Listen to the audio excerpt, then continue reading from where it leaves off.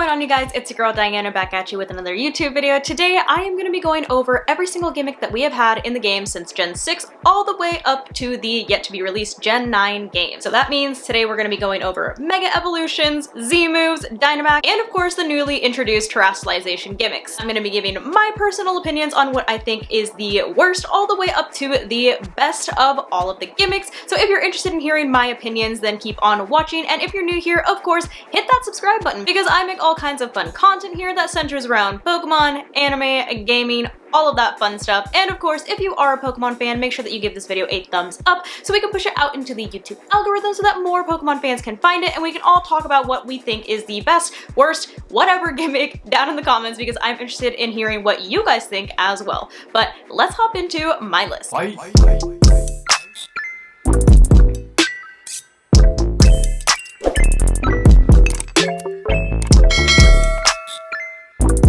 So back in Gen 6, we were introduced to the fan favorite Mega Evolution. In order for a Pokemon to Mega Evolve, both the trainer and the Pokemon needed to have a held item. The Pokemon had to have the appropriate Mega Stone and the trainer had to hold a Keystone. And both of those worked together in order to let the Pokemon Mega Evolve. Mega Evolutions guaranteed a form change as well as a 100-point increase in their total base stats. Many Pokemon also gained a secondary typing, like Mewtwo, who turned into a Psychic Fighting type, and Ampharos, who turned into an Electric Dragon type, which is my personal favorite Mega. The only Pokemon that didn't need a Mega Stone to evolve was Mega Rayquaza, since apparently it ate its Mega Stone as it flew through space eating meteors. However, Megas were not available to every single Pokemon in the game. There was only 46 Pokemon that were able to Mega Evolve, which some getting multiple forms like Mega Charizard X and Y. In addition to these secondary typing, the stat boost, as well as the form change, Mega Evolutions lasted throughout the entire battle, so you could basically pick whenever you would want to Mega Evolve, and even if you switched your Pokemon out, it stayed in its Mega form. In Gen 7, you still had the option to Mega Evolve, but we were also introduced to Z moves. Much like Megas, both the trainer and the Pokemon needed to have a held item in order to activate a Z move. A Pokemon needed to have a Z crystal matching the type of move that you wanted to teach it, and a trainer needed to have a Z ring or a Z power ring. Trainers and then Pokemon synced up their wishes and do a cute little dance to then release a specific super powerful move. The move that was unleashed depended on which crystal the Pokemon was holding, and some moves were exclusive to certain Pokemon as well. However, unlike Megas, this was a one-shot kind of thing. You only had one chance to use a Z move in battle, and after that you were done. In addition, since Z moves and Mega Evolutions were both present in Gen 7,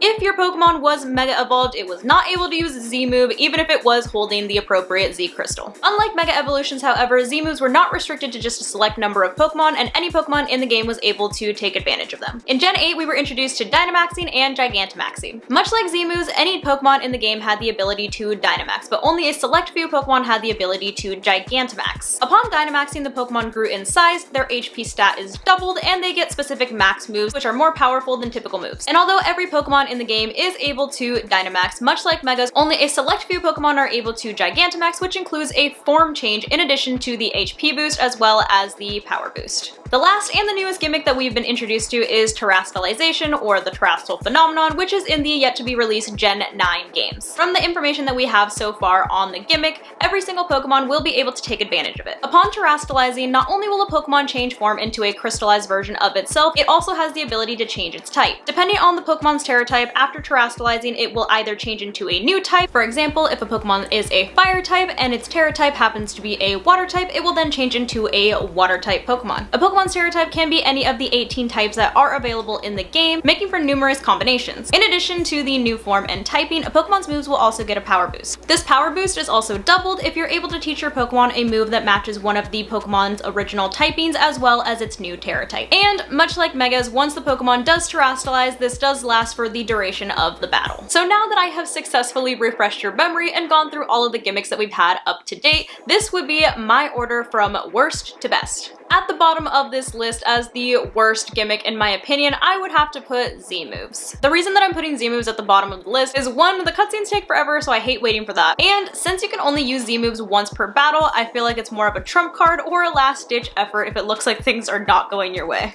Following Z moves, I have to go with Mega Evolution. I can already hear everyone getting mad at me for not putting Mega Evolutions as the #1 out of all of the gimmicks, but I don't like that Mega Evolutions is limited to such a small number of Pokemon. Since only 46 Pokemon can actually Mega Evolve, majority of the Pokemon wouldn't even be able to use the Gimmick. I also don't like that they picked favorites when it came to some Pokemon and gave them multiple forms like Mega Charizard X and Mega Charizard Y. Not that I'm complaining, I literally have a little Mega Charizard behind me, but I just don't like that some Pokemon got more attention than others. However, I did like that Mega Evolutions gave some Pokemon a chance to shine that would typically be forgotten, like Kangaskhan and Sableye. On top of that, obviously some Pokemon just look really cool when they Mega Evolve, like Mega Charizard. I mean, there are some that are questionable, but the vast majority of them do look pretty cool. So since the pros and the cons of Mega Evolutions are kind of on the same level, I would have to put it in the middle of the list. Next up on the list, I have to go with my personal favorite, which is Dynamax, which once again, I can hear the angry comments now and everyone hitting the dislike button since I realized that most people do not like Dynamax. But the reason that I like Dynamax is because I think it's a really good combination of both Z moves and Megas. So like Z moves, every Pokemon is able to Dynamax, but like Megas, only a select few Pokemon can Gigantamax, getting a new form. Dynamaxing also gives you the advantage of not only getting a power boost when it comes to your max moves, but it also gives you a huge HP boost on top of that. However, the main reason that I really enjoy Dynamaxing is that it does take a lot of strategy. So unlike Z moves where you can kind of use it as a last ditch effort, or Megas that last the entire battle, Dynamaxing only lasts for 3 turns. So when you're in a battle, you really need to step back and think about when the best time to Dynamax would actually be in order to take advantage of the HP and the power boosts. Now when it comes to Terastalization, I can't really put it on the list since we don't know too much about it, but I do think that it has the ability to outshine all 3 of the gimmicks that I just mentioned. Not only is Terastalizing going to make people think differently about how they put together teams and how they even put together movesets for their Pokemon, it's also going to add an air of mystery to battle since it's going to be almost impossible to predict which Pokemon your opponent is going to Terastalize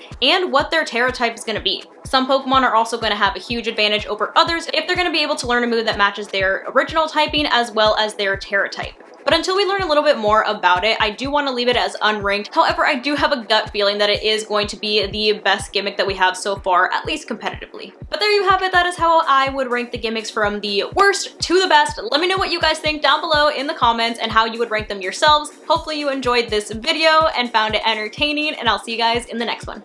Bye!